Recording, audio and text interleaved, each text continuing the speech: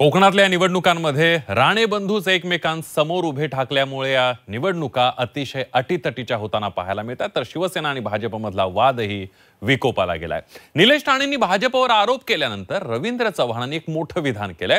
2 डिसेंबरपर्यंत युती टिकवायची असं सूचक विधान रवींद्र चव्हाणांनी केल्याने एकच खळबळ उडाली आहे। तसंच 2 तारखेनंतर निलेश राणेंना उत्तर देणार असा इशारा देखील रवींद्र चव्हाणांनी दिलेला आहे। त्यामुळे कोकणात भाजप आणि शिवसेनेमधला वाद आणखीनच वाढण्याची शक्यता आहे। 2 तारखेपर्यंत मला युती टिकवायची आहे आणि नंतर उत्तर देईन। 2 डिसेंबर नंतर युतीचं काय होणार? रवींद्र चव्हाणांच्या वक्तव्याचा अर्थ काय? 2 तारखेपर्यंत मला युती टिकवायची आहे आणि नंतर उत्तर देईन। निवडणुकीत महायुती पणाला? 2 तारखेपर्यंत मला युती टिकवायची आहे आणि नंतर उत्तर देईन। 2 तारखेपर्यंत मला युती टिकवायची आहे आणि नंतर उत्तर देईन। भाजप प्रदेश अध्यक्ष रवींद्र चव्हाण ऐन निवडणुकीच्या रणधुमाळीत काय बोलतायत हे संपूर्ण महाराष्ट्रानं ऐकलंय। रवींद्र चव्हाणांच्या या वक्तव्यानं महाराष्ट्रात वेगवेगळ्या चर्चांना उधाण आलंय। रवींद्र चव्हाण नेमकं काय अर्थानं बोलले हे तेच सांगू शकतील, पण निवडणूक प्रचारात महायुतीच्या मित्रपक्षांनी एकमेकांवर टीकेचा भडीमार सुरू केलाय। ठिकठिकाणी मित्रपक्ष एकमेकांची उणीधुणी काढताना दिसतायत।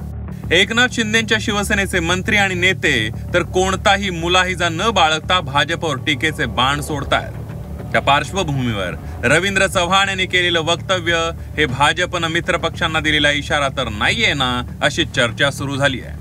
2 तारखेपर्यंत मला युती टिकवायची आहे आणि नंतर उत्तर देईन।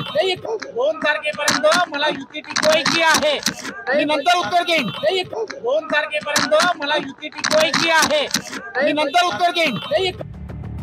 रवींद्र चव्हाण यांच्या वक्तव्यावर शिवसेनेतूनही तीव्र प्रतिक्रिया आली आहे। रवींद्र चव्हाणांना युती हवी की नाही हे त्यांनीच ठरवावं असा प्रतिइशारा आज श्रीकांत शिंदेंनी दिलाय।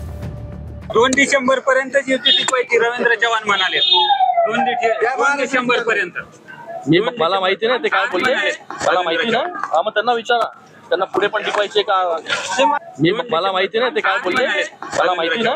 मग त्यांना विचारा, त्यांना पुढे पण टिकवायचे का? शिवसेनेच्या दीपक केसरकर यांनी थोडीशी समजूतदारपणाची भूमिका घेतली आहे। राज्यात ज्याप्रमाणे महायुती आहे ती स्थानिक पातळीवरही व्हावी आणि कायम राहावी अशी इच्छा त्यांनी व्यक्त केली आहे।